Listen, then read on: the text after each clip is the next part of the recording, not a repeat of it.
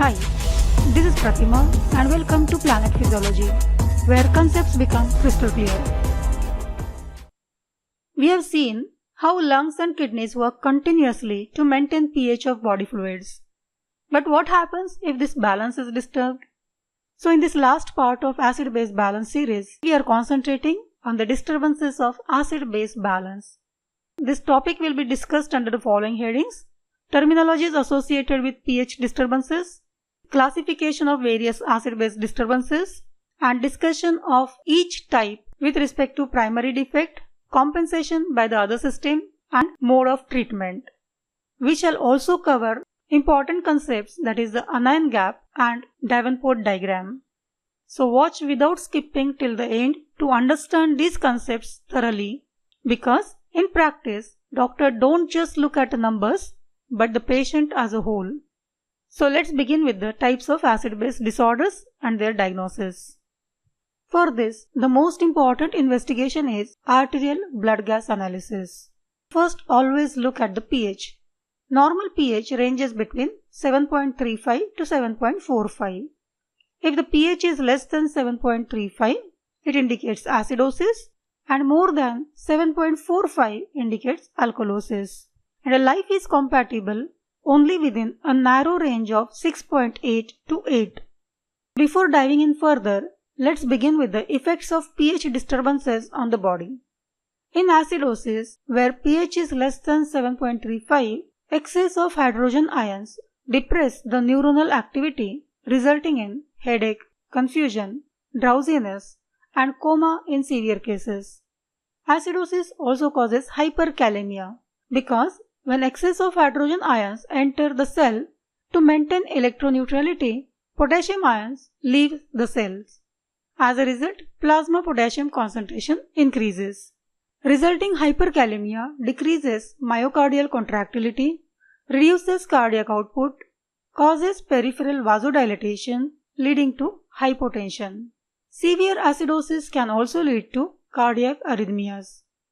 Acidosis stimulates respiratory center, leading to deep and rapid breathing, that is hyperventilation. In metabolic acidosis, Kussmaul's respiration also can be present. At the cellular level, enzymatic activity is depressed and metabolism is impaired. In contrast, during alkalosis, pH is greater than 7.45. This leads to hypocalcemia, leading to increased neuronal excitability, and its symptoms include irritability, tingling, muscle twitching, tetany, and convulsions in severe cases. Alkalosis is also associated with hypokalemia, which leads to cardiac arrhythmias, reduced coronary blood flow, and increased sensitivity to catecholamines. It depresses respiratory centers, causing hypoventilation. So to master this topic for the exam and clinical practice, you must always ask the question, where is the primary problem? Whether it is in lungs, that is a respiratory problem, or in the metabolism. This helps to classify pH disturbances. So to understand them, you must know the following terms and their meanings. Acidosis is accumulation of excess of acids or loss of base, while alkalosis is accumulation of excess of base or loss of acids. Respiratory acidosis or alkalosis is disturbances in acid-base balance due to respiratory abnormalities, which results in altered PCO2 levels. Disturbances in acid-base balance due to any cause other than respiratory abnormalities are included under metabolic acidosis or alkalosis. Here, primary change is in bicarbonate concentration. Our body always tries to maintain normal pH by changing the concentration of bicarbonate or PCO2 or both. So the term compensation is used to indicate restoration of pH towards the normal even though bicarbonate or PCO2 are still disturbed. And the last term is correction. It indicates restoration of pH, bicarbonates as well as PCO2 to normal levels. With this background understanding, let's begin with metabolic acidosis. The primary problem here is decrease in plasma bicarbonate concentration. It commonly occurs when excess of base is lost from the body, as in diarrhea, or production of fixed acids is increased, which overwhelm the buffers, say like diabetic ketoacidosis, lactic acidosis, or consumption of acidic poisons like aspirin or methanol. In chronic renal failure, the kidneys are unable to excrete the normal acid load and acids accumulate in the body fluids. Whatever is the cause, to compensate for metabolic acidosis, respiratory system increases ventilation, leading to excessive removal of carbon dioxide. As a result, pCO2 decreases, and this helps to reduce acidosis and bring the pH towards normal. However, this compensation is partial and cannot completely correct pH.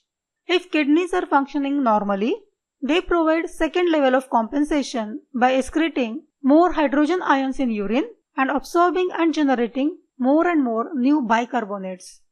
Despite these compensatory mechanisms, plasma bicarbonate levels remain low because they are continuously used up to buffer the excess acids. To differentiate whether the metabolic acidosis is due to accumulation of acids or due to loss of base, anion gap is calculated. It represents the difference between measured cations and measured anions. Measured ions are the electrolytes measured in the labs. Routinely, clinical labs measure sodium, chloride, and bicarbonate ions, and sometimes potassium ions.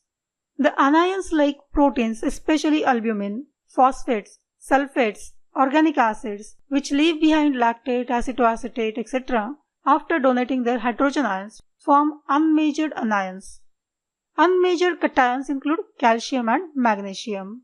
Since the concentration of unmeasured cations is negligible, anion gap mainly reflects the concentration of unmeasured anions. Anion gap is calculated using the formula sodium minus sum of chloride and bicarbonate concentration. Normal gap ranges between 8 and 16 milliequivalents per liter. Let's understand this with example. Normal concentration of sodium is 140, chloride is 104, and bicarbonate is 24 milliequivalents per liter.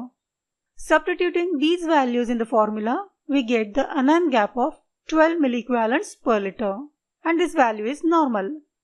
It indicates concentration of unmeasured anions is normal. Now let's have another example where sodium concentration is normal and bicarbonate concentration is just 10 milliequivalents per liter, which is very low. So in this case, anion gap is 30 milliequivalents per liter, which is very high. This type of metabolic acidosis is called high anion gap metabolic acidosis. Here the gap increases because the bicarbonates are used up to buffer fixed acids and leave behind the unmeasured anions like lactates or acetates. Such conditions include diabetic ketoacidosis, lactic acidosis, renal failure, methanol poisoning, or ethylene glycol poisoning. Okay, in conditions like diarrhea, renal tubular acidosis, or pancreatic fistula, where bicarbonates are lost but are replaced by chloride ions, the anion gap remains normal, but the chloride levels rise. Such metabolic acidosis is called hyperchloremic acidosis or normal anion gap metabolic acidosis. Thus, in metabolic acidosis, primary defect is low bicarbonate concentration. If they are replaced by unmeasured anions, acidosis is due to excess production of fixed acids, and if they are replaced by chlorides, acidosis is due to loss of base. Okay, so how to treat patient of metabolic acidosis? Always follow two principles. The most important point is to treat the underlying cause, and second, to restore the normal pH. Metabolic acidosis occurs due to loss of bicarbonates or excess of acids, so fluid therapy with normal saline or ringer lactate is often required. In severe cases, especially when pH falls below 7.1, sodium bicarbonate may be administered. Dialysis is reserved for severe cases such as renal failure, poisoning, or refractory acidosis. Now what if the lungs are the problem? In respiratory acidosis, the primary cause is increase in pCO2, usually due to hypoventilation, because body can't blow it off. Hence, the kidneys try to compensate it by increasing hydrogen ion excretion and generating new bicarbonates to bring the pH to normal. This is seen in conditions such as chronic obstructive pulmonary diseases, asthma, CNS depression, neuromuscular disorders, or sedative overdose. And the treatment mainly focuses on improving ventilation by bronchodilators, steroids, respiratory supports, or specific antidote for the sedatives. Remember here, bicarbonate therapy is generally avoided because it can increase carbon dioxide production and worsen the condition. Now let's talk about alkalosis, which also can be metabolic or respiratory in origin. Metabolic alkalosis is often caused by excess of bicarbonates or loss of hydrogen ions. A classic example is vomiting.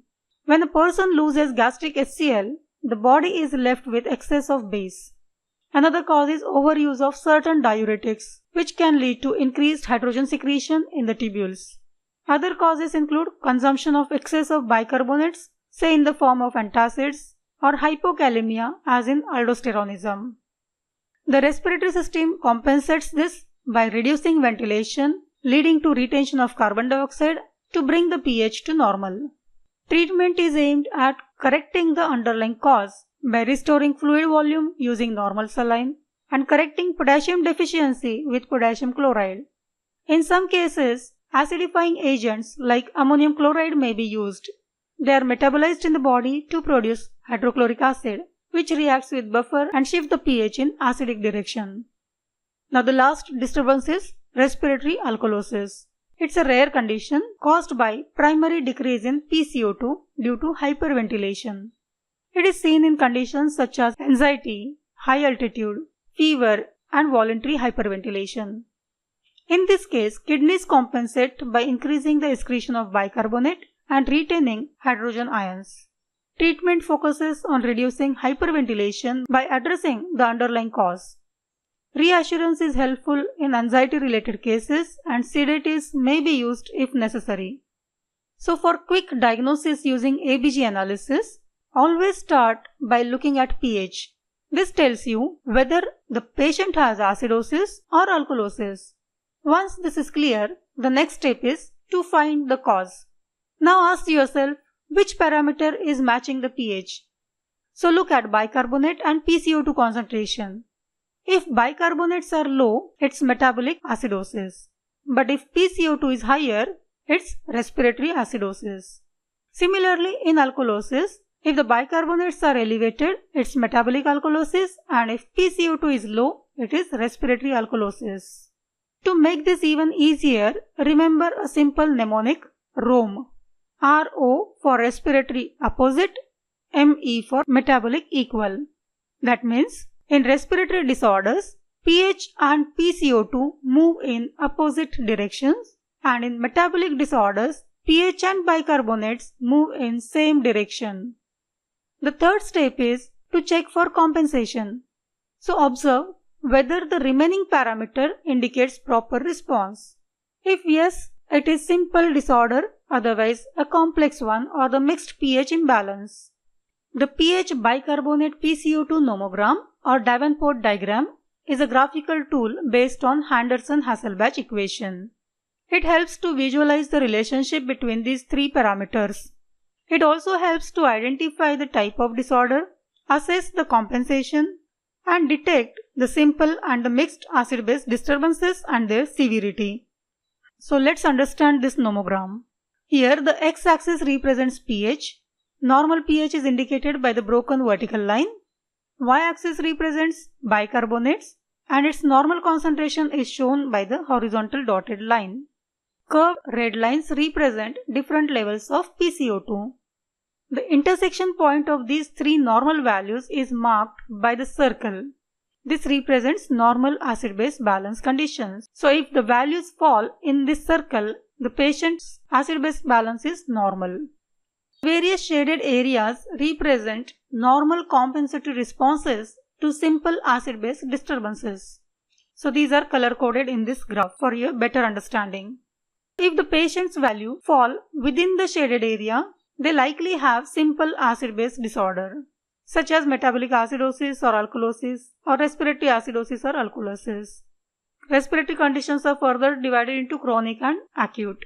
But if the values fall outside the shaded areas, it's a red flag that the patient has mixed acid-base disorder. For example, a patient has pH of say 7.15, bicarbonate 15 and PCO2 50. On the nomogram, this point falls outside the typical shaded area of simple metabolic acidosis. Though the low pH and low bicarbonate suggest metabolic acidosis, PCO2 is higher than it should be if the lungs were compensating correctly, and hence this patient has mixed disorder, both metabolic and respiratory acidosis. So to summarize, in metabolic acidosis, primary defect is decrease in bicarbonate, and respiratory system tries to compensate this by hyperventilation to remove excess of acids. Respiratory acidosis is associated with increase in PCO2, and kidneys compensate it by increasing hydrogen excretion and conserving more bicarbonates.